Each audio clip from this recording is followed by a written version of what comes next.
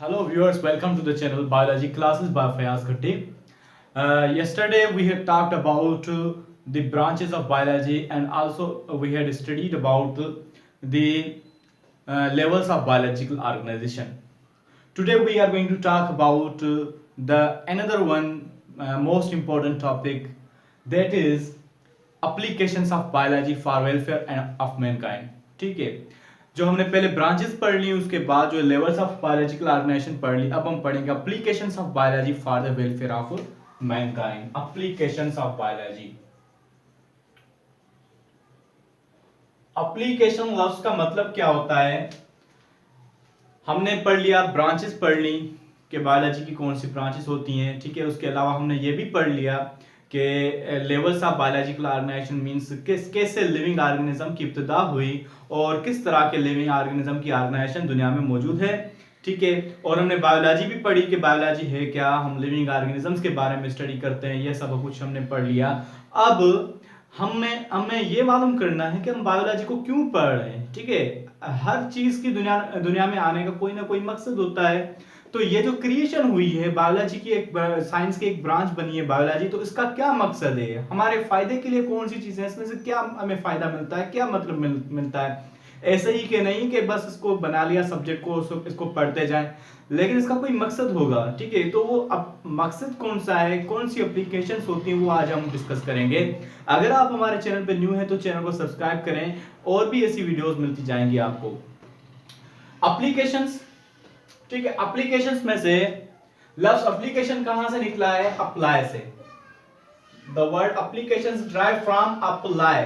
That means what? Apply means to use, means where it is being operated. जैसे कि living organism दुनिया के अंदर मौजूद हैं, तो उसके अंदर ये जो अप्लाई कैसे होती हैं, बायोलॉजी कहाँ पे अप्लाई होती है, यूज कहाँ पे होती है. ठीक है, जैसे केमिस्ट्री है, फिजिक्स है, उसका भी यूजेज होता है. तो उस तरह से बायोलॉजी कहाँ यूज होती है, अप्लाई कहाँ होती है, हम किस तरह से अप्लाई करते हैं, और एप्लीकेशंस ऑफ बायोलॉजी. ठीक है, एप्लीकेशंस ऑफ बायोलॉजी, बायोलॉजी की एप्लीकेशंस हम अप्लाई करते हैं किस तरह से. ठीक है, तो वो आज हम पढ़ेंगे. बायोलॉजी को फायदे के लिए इस्तेमाल किया जाता है लिविंग ऑर्गेनिजम्स के लिए. ठीक है, बायोलॉजी को इस्तेमाल किया जाता है लिविंग ऑर्गेनिजम्स के फायदे के लिए. तो किस तरह से अप्लाई होती है, कौन से फायदे मिलते हैं, तो हम पहले डिस्कस करते हैं डिजीजेस को मैनेज करने के लिए. पहले ऐसे होता था कि ऐसी मौतमार डिजीज होती थी कि जिसकी वजह से लोगों के पास कोई इलाज नहीं होता था और वो मर जाते थे. ठीक है, उनके पास कोई हल नहीं होता था, सॉल्यूशन नहीं होता था.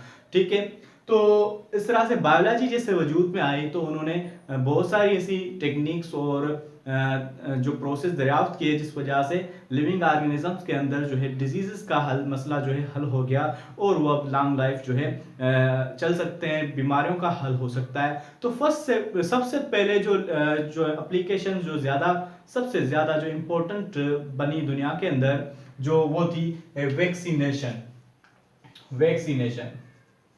वैक्सीनेशन जो है ये सबसे बड़ी जो दुनिया के अंदर वजूद है, इजाद है, वैक्सीनेशन का बनना, वैक्सीन का बनना. अब वैक्सीनेशन क्या है? वैक्सीनेशन एक ऐसा प्रोसेस है जिसके अंदर किसी भी ऑर्गेनिज्म के अंदर ये वैक्सीन्स लगाई जाती हैं. वो बंदा डिजीज से जो है वो परहेज में रहता है, मीन्स उसको डिजीज फिर नहीं लग सकती. ठीक है, वो उसको डिजीज से प्रिकॉशन में रहता है कि उसको फिर डिजीज नहीं लग सकती. तो ये वो सब्सटेंस, वैक्सीनेशन एक प्रोसेस है. ठीक है, एक ऐसा प्रोसेस है जिसमें लिविंग ऑर्गेनिज्म जो है उसके अंदर डिजीज की क्योर नहीं, उसको प्रिकॉशन दी जाती है. वैक्सीन्स और वैक्सीनेशन में फर्क है. वैक्सीन क्या होती हैं? These are the substances which prevent us from diseases.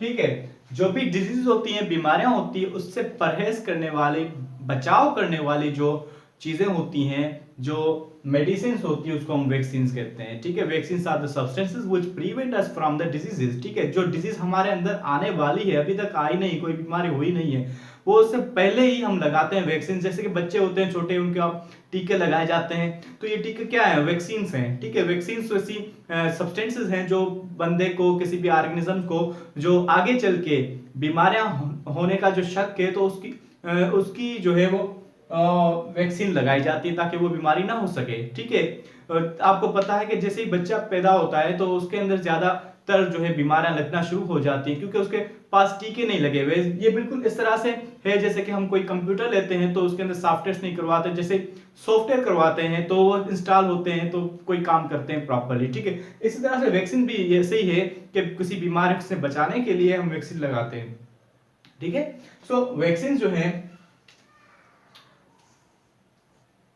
Immunise करती हैं हमारी बॉडी को। इम्यूनाइज क्या मींस? हमें तहफुज देना, डिफेंस करना। ठीक है, इम्यूनाइजेशन लफ्ज इम्यून सिस्टम, हमारी बॉडी के अंदर होता है एक इम्यून सिस्टम जो हमें डिफेंड करता है, जो भी बीमारियां होती हैं उनसे बचाव करता है। ठीक है, तो एक इम्यून सिस्टम को तेज करने के लिए हम वैक्सीनेशन, एक तो हमारा होता है नेचुरल इम्यून सिस्टम। ये नेचुरल इम्यून सिस्टम के अलावा हम ये आर्टिफिशियल चीजें, सब्सटेंसेस देते हैं जिसको हम वैक्सीन कहते हैं, वो हमारी बॉडी को ज्यादा तहफुज देती हैं उन बीमारियों से। जैसे कि पोलियो की वैक्सीन होती है, पोलियो से हमें बचाव करती है। ठीक है, इस तरह से जो भी होती है वैक्सीन वो हम लगाते हैं। Vaccination is the process of vaccinating. ठीक है, वैक्सीन लगाने के प्रोसेस को कहते हैं वैक्सीनेशन, और वैक्सीन से हमें मिलता क्या? इम्यूनाइजेशन होती है। ठीक है, तो टर्म यूज किया गया है बायोलॉजी के बुक में, इम्यूनाइजेशन बाय वैक्सीनेशन। ठीक है, वैक्सीनेशन की वजह से हम इम्यूनाइज करते हैं, किसी भी बॉडी के अंदर बीमारियों से बचाने का तरीका करते हैं। अब हमें मालूम होना चाहिए कि वैक्सीन कहां से इजाद हुई। फर्स्ट वैक्सीन जो इजाद की थी एडवर्ड जेनर ने 1795 आई थिंक इसके अंदर जो है इसने दरियाफ्त की थी। फर्स्ट वैक्सीन जो इसने दरियाफ्त की थी, जो काउ पॉक्स के लिए, बीमारी के लिए थी। ठीक है, और एक्चुअली जो वर्ड वैक्सीन जो है वो ड्राइव किया गया है वेका से। वेका मींस काउ। ठीक है, तो फर्स्ट जो वैक्सीन थी वो भी वैक्सीन जो है वो काउ की डिजीज के लिए थी। काउ पॉक्स जो बीमारी थी वो एक्चुअली मिल्किंग के दौरान जो है उसको बंदे को डिजीज लगी थी। ठीक है, तो वायरस लगा था कोई भी, ठीक है, काउ पॉक्स वायरस, फिर उसी से ही उसका इलाज मिला था, तो उसको नाम दिया गया था वैक्सीन। ठीक है, नाउ वैक्सीन कहां से प्रोड्यूस की जाती है? वैक्सीन जो है किसी स्पेशल सब्सटेंसेस नहीं होते वैक्सीन के लिए कि उनसे बने वैक्सीन। ठीक है, वैक्सीन उसी ऑर्गेनिज्म से बनती है जिससे वो जिससे डर होता है कि हमें इस बीमारी लग सकती है। अगर हमने पोलियो की वैक्सीन लगानी है तो ये पोलियो की वैक्सीन के लिए अलग से कोई सब्सटेंस नहीं लगाया जाता, हमें पोलियो ही वायरस लगाया जाता है। ठीक है, लेकिन वो स्टेराइल होता है पोलियो वायरस। ठीक है, इनएक्टिव होता है, जस्ट फॉर इसीलिए कि हमारी बॉडी रिकग्नाइज कर ले एक बार उसे, फिर अगर कोई भी एक्टिव हमारे पास पोलियो आ जाता है तो उसको वो अटैक कर लेगी हमारी बॉडी खुद। ठीक है, हमारा इम्यून सिस्टम, इसीलिए वैक्सीन इस्तेमाल की जाती है। ठीक है, उसके बाद हम जो है डिस्कस करेंगे, ये हमारा क्लियर हो गया एक वैक्सीनेशन का टॉपिक। वैक्सीनेशन के अंदर हमने ये करना है, वैक्सीनेशन एक ऐसा प्रोसेस जिसके अंदर वैक्सीन लगाई जाती हैं। वैक्सीन क्या होती हैं? Vaccine are the substance which prevent us from the disease, बीमारियों से बचाव करते हैं, उसको कहते हैं वैक्सीन्स। ठीक है, वैक्सीन्स जो है हमारा इम्यून सिस्टम स्ट्रांग करते हैं, तो हम कह सकते हैं कि इम्यूनाइजेशन प्रोसेस करती हैं। ठीक है, फर्स्ट वैक्सीन जो है एडवर्ड जेनर को नोबेल प्राइज भी मिला था। ठीक है, 1795 में। वैक्सीन लफ्ज जो है एक्चुअली निकला है वेका से। ठीक है, I hope you clear it. अब हम दूसरा टॉपिक पढ़ते हैं एप्लीकेशन ऑफ बायोलॉजी में, जो है एंटीबायोटिक। एंटीबायोटिक्स जो है वो भी एक इंपॉर्टेंट जो है इजाद है दुनिया के अंदर। ठीक है, ये जो पिछला हमने पढ़ा था वैक्सीन, वो क्या थी?